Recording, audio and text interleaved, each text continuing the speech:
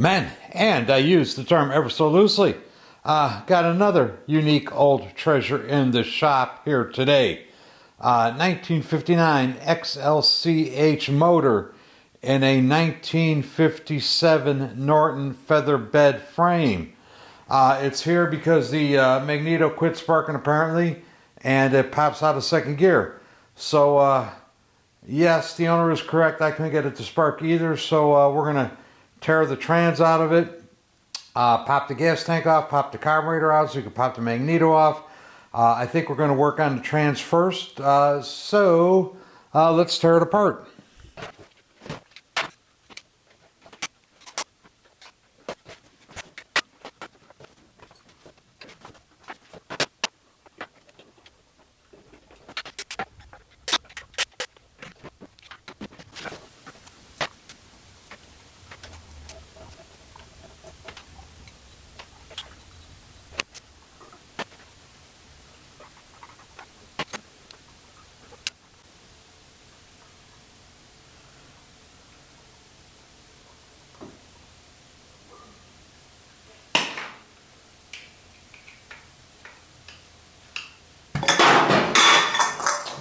Fuck!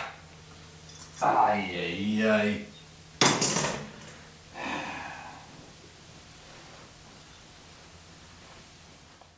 Dry clutch, full of oil, not a good thing. Usually these things stay pretty dry. This one is not, so the clutch plates are probably all ruined. Second thing to note, the primary adjuster shoe, the nylon has come off of the steel. The retainer is down there.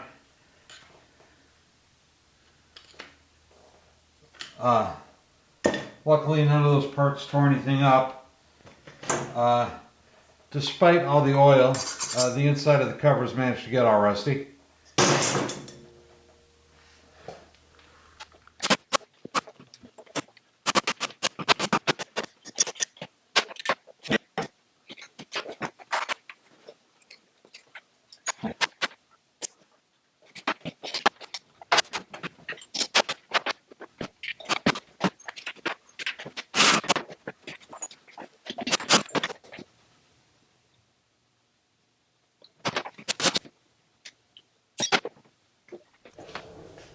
Here is another crappy Harley design for you.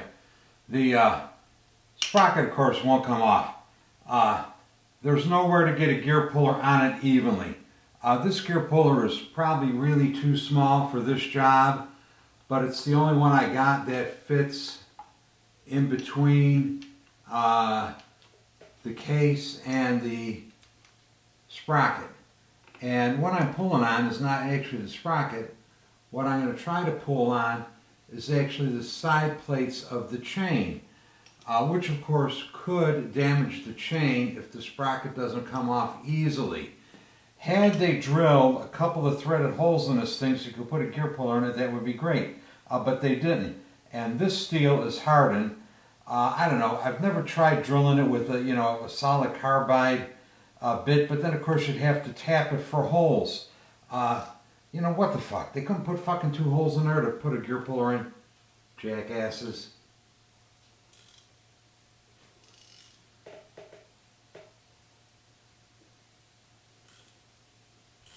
Okay, and it's starting to come off moderately stiff but moving, so I don't think I'm fucking the chain up too bad.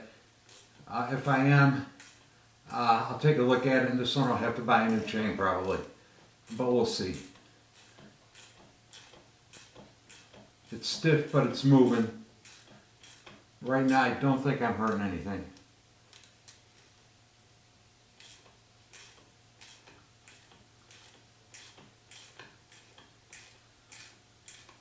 Now, one of these days, I'm going to have to make an actual puller for this thing.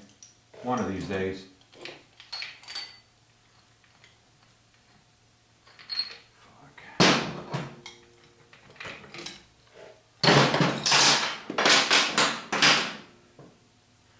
Big crack over here.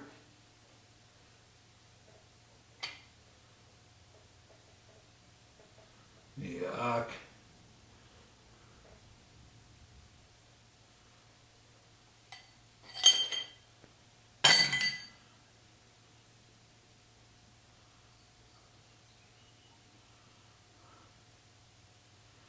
This is nasty.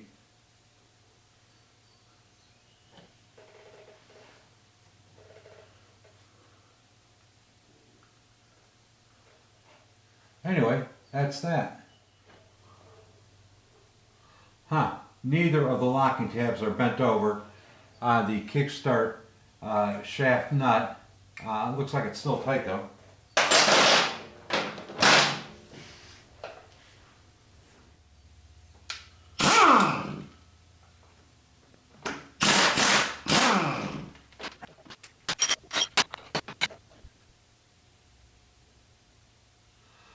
Well, this is interesting.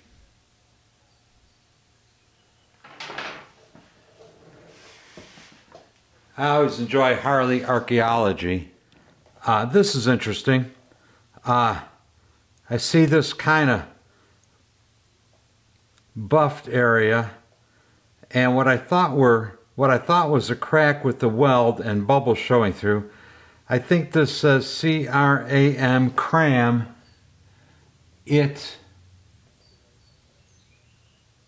Cram it XLCH. Ha! Well, somebody's been here before and they weren't happy about it. That's interesting. I like it.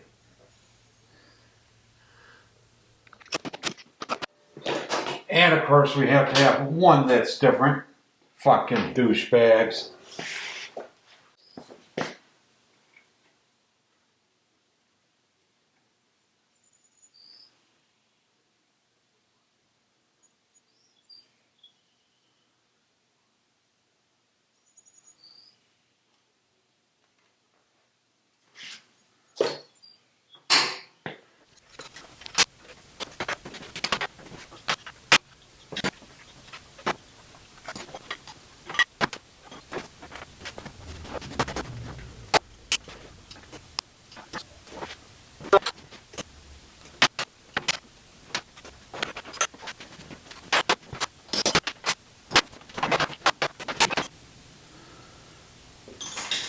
See, the primary drive front sprocket should have two holes like this so you can bolt the gear puller to it.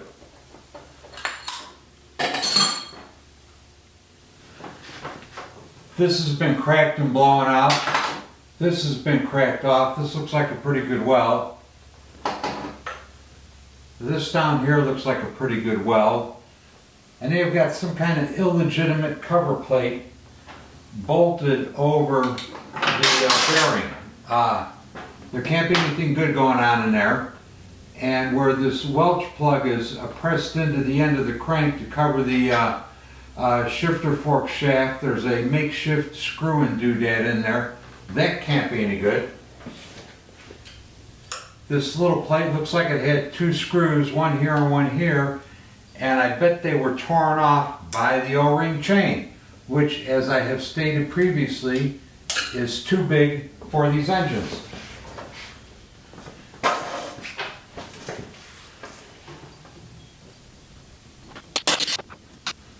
Yeah, I could see the heads of the broken off screws. I don't know what I'm going to do with this. Yeah, looking at it with the mirror, the whole bottom corner has been blown out of this at one time or another. Let's see if this comes out.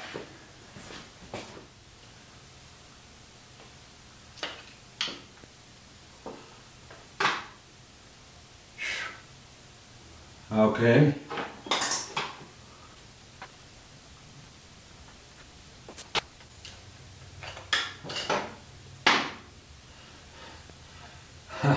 The washer that retains the rollers is missing.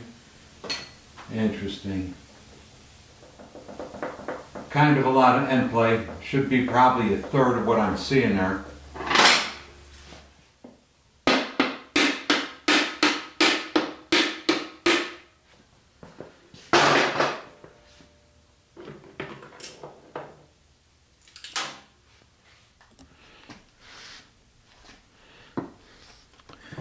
Alright, I'm working on the Harley Norton project over here. And this is the little plate that was covering the needle bearing for the counter shaft on the right hand side of the transmission. And this screw head and this screw head were both broken off, I presume by the extra wide O-ring chain knocked the heads off of these screws. This screw is still intact. This is not a stock Harley piece. This is an add-on. I don't know why the guy added it on for sure. I presume it is because the bearing was leaking, because there was damage in that area. I'm going to put it back. Technically, you don't need it, but I'm going to put it back. When some mechanics are kind of lazy and we don't do things we don't have to do. So somebody thought this was necessary and they made it. So I'm remaking it out of steel and I'm going to put it back. I'm giving it a little more edge distance so I don't have the holes blow out of the corners. The guy who made this was a reasonably good craftsman. And I say that because the holes line up this way. The holes line up this way. And the holes line up this way. And if you've ever laid out something like this, when you're doing it by hand, it's very difficult to get the holes evenly spaced so that they all line up no matter which direction the parts are put together. So they thought this was needed. They did a good job on it. Of course, the tails of the broken off screws here and here are still stuck in a crankcase, and we're going to get those out in a minute. But, drilling them out gets to be problematic. The broken off area is below flush, so I can't grind it off flat and then center punch it, so I wanted to use a guide. So this piece was originally intended to be just a guide, and it's made out of steel, because if I made it out of aluminum and the drill bit got off center, it would just wander around. Being steel, it'll help hold the drill bit on center. So let's go look at that mess and see where we're at. Okay, there was weldment in this area left over from the repairs to the bottom of the case. And that old plate that was in there didn't sit flat. And you could see, the hole here is actually broken into the bore where the bearing sits. They had to fudge the installation up in order to try to get it to sit flat over the weldment. And I wanted it to be better than that, and I wanted it to fit flatter. So what I end up with is a Dremel tool with the big cutoff wheel on it, and I just did this with it. Whoops, let me plug it in. And before I get into what I do with the Dremel tool, I knocked the bearing cup part of the way in. I'm probably going to replace this, but for right now I just left it knocked in part of the way. But I got a big cutoff wheel on a Dremel tool, and this is all I did. Just held it on there flat. It's not perfect, but it wasn't perfect to begin with. So once I got that on there flat, I was able to install my new plate, and it sits flat on that area. I was able to use the holes I drilled as a guide to center drill these two broken off screws. So we'll install the plate. These threads are sketchy at best. There's no room for error whatsoever on this.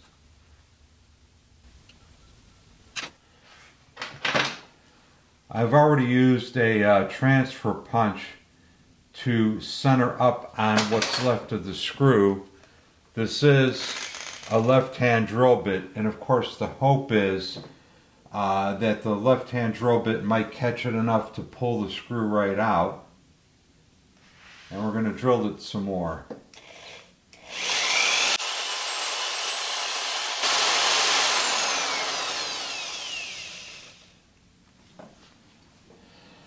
I don't want to go all the way through, because obviously then it increases the chances that it's going to leak.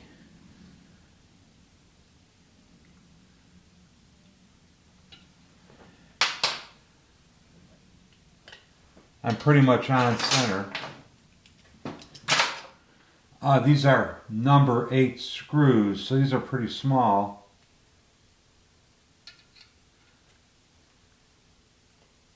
And it's coming out. Great.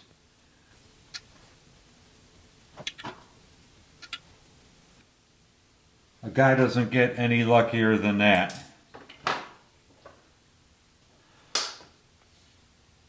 There's the broken piece. Wonderful. One more to go. When this goes back together in its final configuration, I'm going to put countersunk screws in there so I don't have to worry about the heads getting shaved off. Alright, I'm going to transfer punch this hole again. Alright, I got another left-hand drill bit. It is the same size as the body diameter of this hole. And I'm going to put this in there just to drill a dimple in the end of the screw to get on center. So hopefully this will fall right in on the transfer punch mark. And I just want to dimple it a little bit to get it on center. Let's dimple it a little bit more.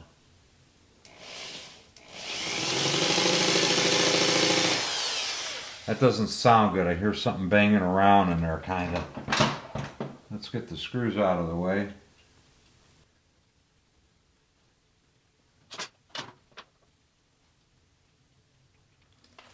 Hopefully I'm on center. Yeah, there's just enough grease and sealant and crud in there that I can't quite tell what's going on.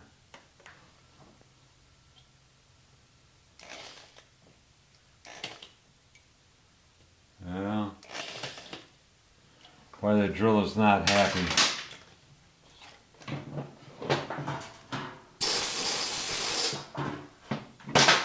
I got to get a better look inside there. That actually looks like it might be a broken off tap. Son of a bitch. Yeah, I think there's a broken off tap in there, and I'm chucking up one of my tungsten carbide real Dremel bits to go after that. I really need to get lucky on this.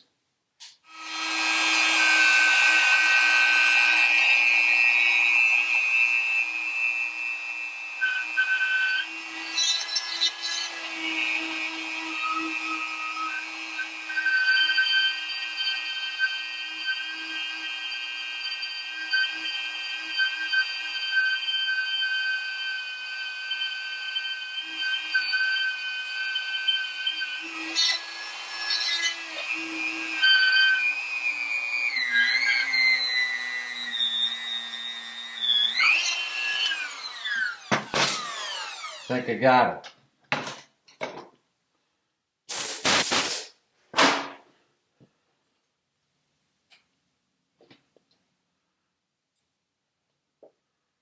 And there you go.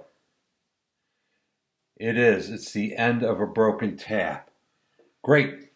Now my only problem is the hole's so dicked up it won't hold the screw. But that's okay. I've got a 832 heated coil, and I got just enough wall thickness over here that I think I could get one in without doing the same thing this guy did, where he actually cut into the wall of the bore. Well, the heated coil is going in. The threads are going to be better at the bottom of the hole.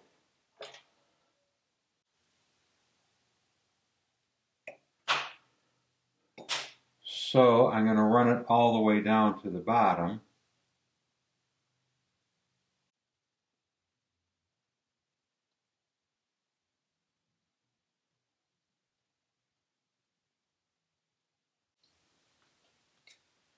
And I think that's it. I'm going to leave the tang in there. The tang is flat against the bottom of the hole, and I'm just going to leave it in there because there's nowhere to push it in to break it off. Yeah. Well, like I said, not pretty, but it looks like it'll work. So I'm going to clean up this mess. I got shit everywhere. And then go on to damage assessment on the trans. Uh, there are some little cracks on the other side of the case. Well, I'll show you those in a minute. I'm not even going to try to weld them. I don't even try to weld if the engine is in the frame. Uh, just going to have to, fix it next time the motor comes out. All right, one more thing we're going to fix. This is the hole where the shifter fork shaft goes through the case, and usually this has got a little round soft aluminum disc staked in there. This one had some kind of homemade, I don't know what shoved in there, but we're going to go back to the stock arrangement. And what I have here is a counter boring tool. I got a pilot just about exactly the same size as the shaft hole, and a spot facer, counter bore, whatever you want to call it. And I'm just going to clean up that lip so I've got something good to seat the replacement part on.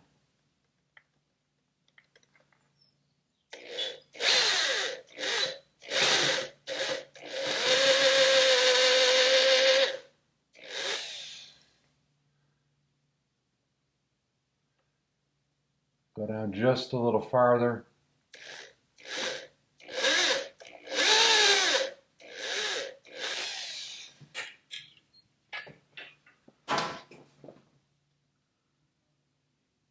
And go down just a little farther.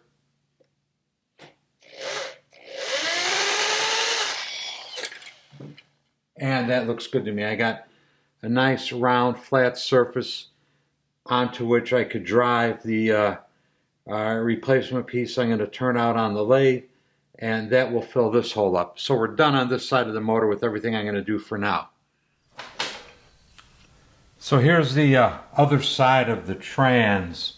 The bearing cup I knocked halfway out to work on the other side. The bottom of the case was blowing out in here, and they just built it up with weld. Bad weld jobs around here. It's holding. I don't see any cracks around here. You know, you can see one of the problems is there's no room in here. You know, preferably this would all be welded in, but there's no room in here. It's very difficult to get a torch down in the bottom of this area here. You know, and down in here, I'd like to see this all filled in. You know, there's no repair that I'm going to even try to do to this unless it was out of the engine was out of the frame and taken apart. I do have a kind of a standard repair I do where I just bore all this material out, machine the disc, press the disc into the hole or fit it into the hole and then weld it all the way around. That's a good repair. This area here has been ground on. I assume that this was also cracked out and welded. Why this would have been cracked without this being cracked is, you know, whatever broke here probably should have broken here, which makes me wonder whether this is actually a matching set of cases. I suppose I could look at the belly numbers. You know, of course, they're on the bottom. We'll see. And, of course, the split primary cover screw holes from too much silicone being in here. And I've gone through all of these primary holes and cleaned them out, and I had to put a couple heater coils in. No surprise there. This screw also cracked in through here. And this right here, I'm not sure whether that's a crack or whether it's a scratch. I don't see anything on the outside, which would lead me to believe it's maybe just a scratch. It looks too straight to be a crack, although it could be a crack, I don't know. But once again, I can't do anything with that. I'm not going to try to do anything with it while the engine is in the frame. And of course there are guys that say, oh, you could weld that. Well, good luck. You know, if you think you could do it and have it come out halfway decent, I'll be glad to give this owner your name. My experience with these have been, unless you could get the crack opened up completely and welded from both sides, you're going to have a shitty weld. My opinion, anyway.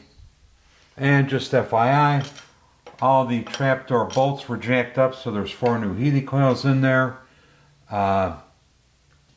There's a couple of Healy coils. Let's see. I guess I actually put one in the primary side. That would be this one down here. And digging the old one out was a giant pain in my balls. You know, what happens with these is people don't break the tangs off. And if you don't break the tang off and you run a screw in until it hits the tang, one of two things will happen. It'll start screwing the whole Healy coil deep into the hole, or it'll push the tang and just kind of drag the ass end of the Healy coil into the hole, and the threads get fucked up and the screw gets stripped when you try to take it out. Anyway, that's you know, one new Healy coil over here, 5 on the trapdoor, and that's it for this side of the motor. We're going to do a damage assessment on the trans, and then I'm going to call the owner and ask him how much money he's got to spend. He's already spent more than I think he thought he was going to for the whole job. You know, digging these old Healy coils out, fixing that area on the counter shaft bearing on the other side, very labor intensive. Very labor intensive.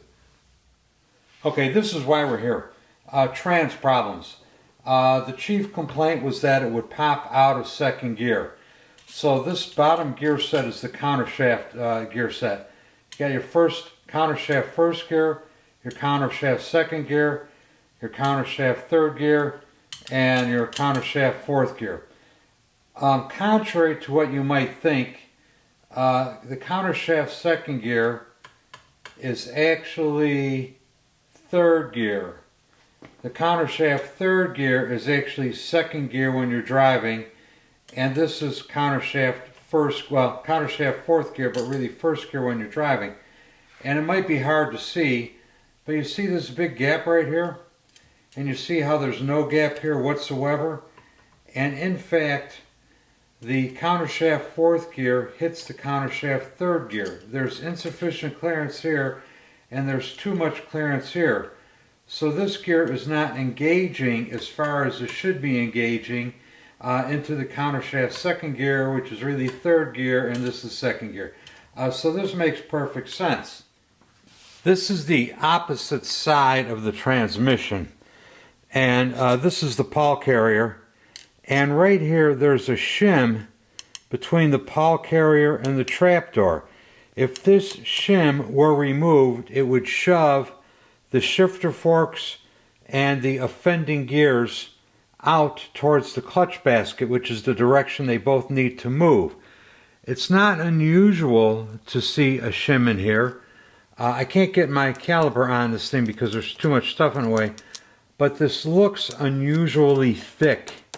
So we're going to get rid of this. We're going to play with the shifter forks, and we're going to replace the first second shifter fork because it is a little worn, and we are going to replace the counter shaft third gear because the corners are rounded off of the dogs. Okay, here's the last thing I'm going to point out in this transmission. You can see right here on this area of the main shaft how this is getting chowdered up. The shaft is the bearing race, okay? So you might be able to polish this out ever so slightly if it has some minor defects in it, but these are getting too deep to polish out, that's for sure. When I took this apart, this roller bearing washer is supposed to be out here on the end of the shaft, right behind this snap ring. When I took the grease seal off, I could see the snap ring, but I couldn't see this washer. So the washer was actually behind the bearings. And the bearings, of course, on this transmission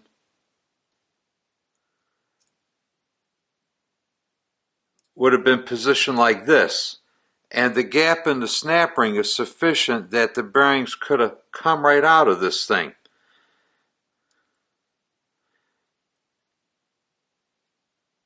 They're supposed to be behind the washer like this.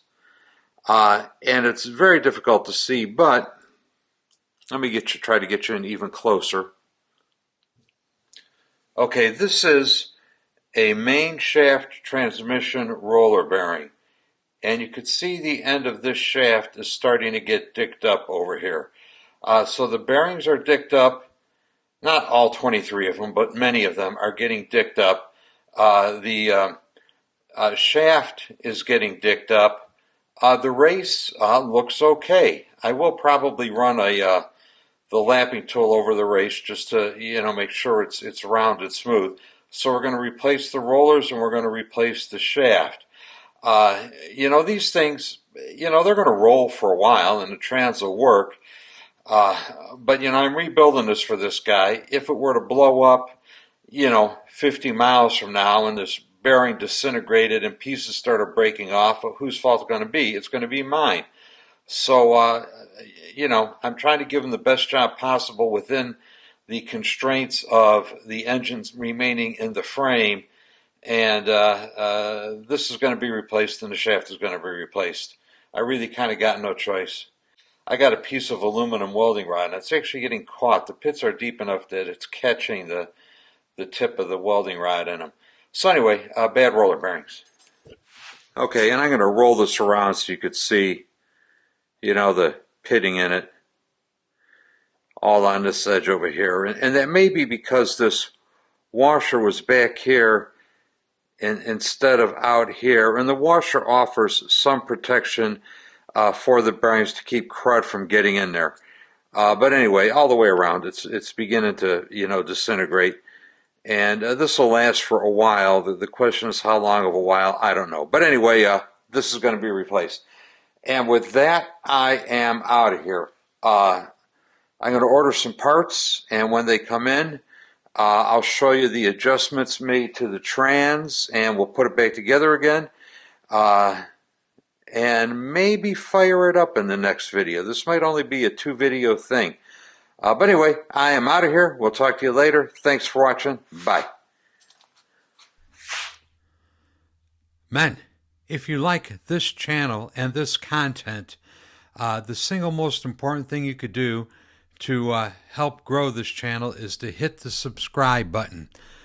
I also have new design coffee cups and stickers available. I like the old coffee cups, but I like these new ones even more. Links are included in the description down below. And for those of you who really want to go the extra mile, you could join me on Patreon. Link is also included in the description down below. And to all of you who have watched these videos, I'd like to say thank you.